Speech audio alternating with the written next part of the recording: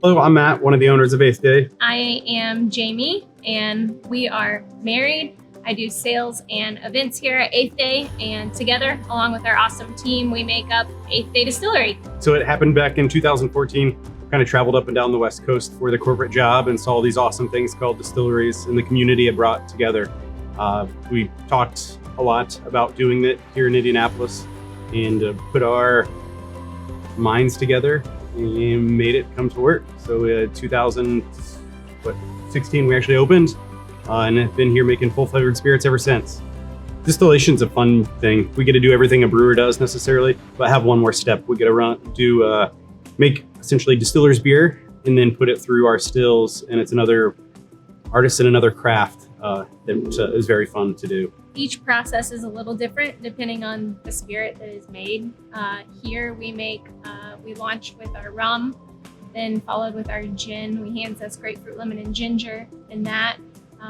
Then we launched with bourbon, absinthe, rye. Since then we've made a corn whiskey, a spiced rum, Navy strength gin, which is a barrel aged gin, and then a couple fun other projects. So each individual spirit itself has a little bit different of a process. What we like to say is we make full flavored spirits. Everything goes through a double pot still here. And it's all made very similar, but different. Think about making brownies at home. Not your brownie recipe isn't necessarily going to be the same as somebody else's blondie recipe, but we all kind of follow the same process. So we get grain for our whiskey. We get grain from the Shelbyville, Indiana area. So corn, rye, and malt all comes to us from a local farm. We mill it up, put it in a big thing we call a cooker. Think about that as being just a pot on your stove making oatmeal. We're just doing it on a large scale necessarily.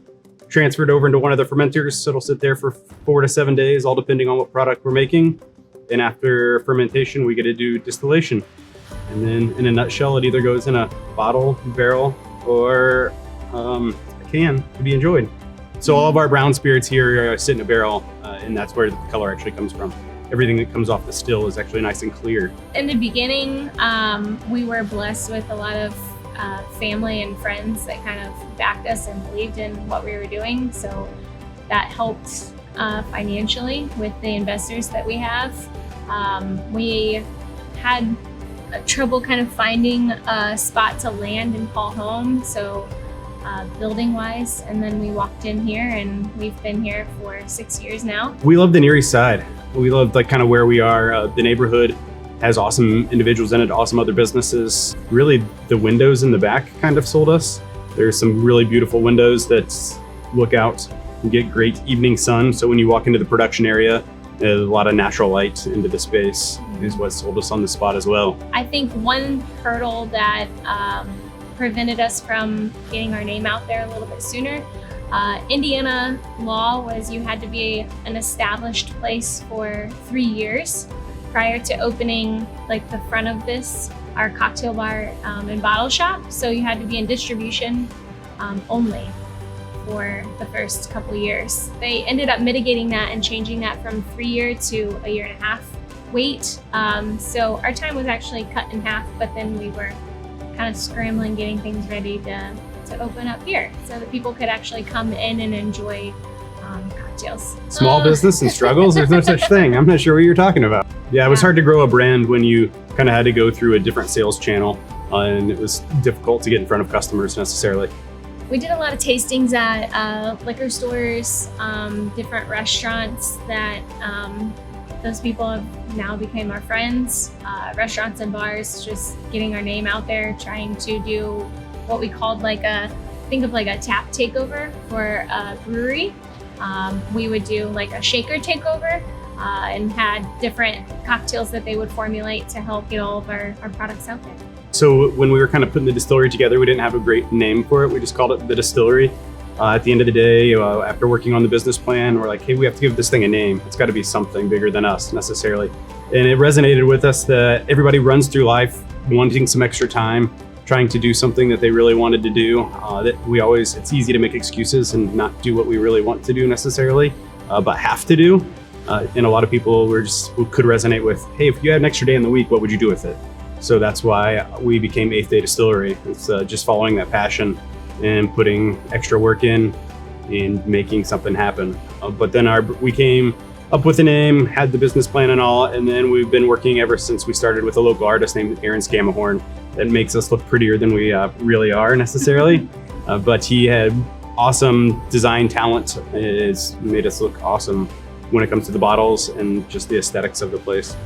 We have some lights hanging up in here made from another local guy, Anthony Knoll, another local guy named Lauren Bohall. He made all of our tables for us. And then this giant mural that is beautiful.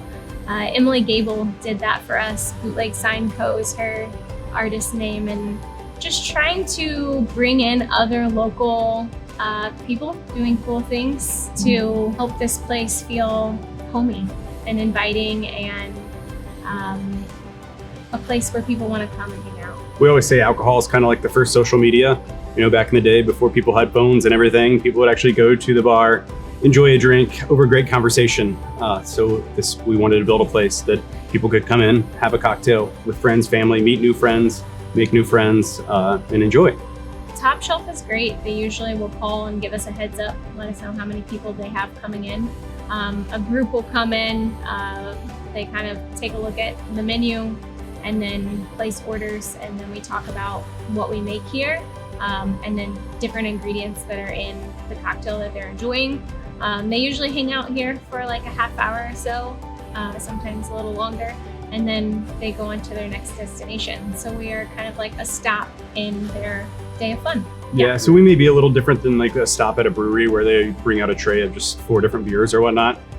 We focus more on the cocktail side of it. So you pick a cocktail, place the order at the bar, and it's actually, they're getting a full experience in the cocktail rather than a tasting across the spirits, typically is how we've worked with Top Shelf. So here you get 1 cocktail. They seem or like 2. they're usually having a great time. Yeah. Sure. So I'm super excited of our canned cocktails. We have a canned gin and tonic. We make our own in-house tonic as well. So it's not super overly sweet. It's nice and balanced. We have another one called the Earl, which is Earl Grey tea, honey, lemon, and gin. And that one has been a crowd favorite. Yeah. So all the canned cocktails, we say treat them like a beer, keep them cold and enjoy them with friends. You don't even need to pour it over ice. Just crack it open and enjoy. We just got voted best gin in the state of Indiana by the fabulous Shelp people. So it's citrus forward, grapefruit, lemon, and ginger is what we're hand zesting into it. It's not overly over the top with juniper. Some people say, hey, gin tastes like a pine tree or a Christmas tree. Well, ours definitely isn't that. It's more citrus forward. We take that same beautiful gin and then we put it into a bourbon barrel for about a year. So it takes all those citrusy notes and then melds them with the barrel, and they become more like orange marmalade toasted notes that we serve under the Navy Strength Gin brand. Being the best gin in Indiana is cool. Yeah, that was awesome. All of us at 8th Day welcome you to discover what inspires you and pour yourself into it. What would you do with an 8th Day? This video is brought to you by Top Shelf Tours. If you're liking this brewery, then let Top Shelf tour you around Indy's best local breweries. We can fit up to 14 of your friends on one bus and take you to 3 or 4 locations on a fun-filled 4-hour beer tasting adventure. Get more info at topshelf.tours.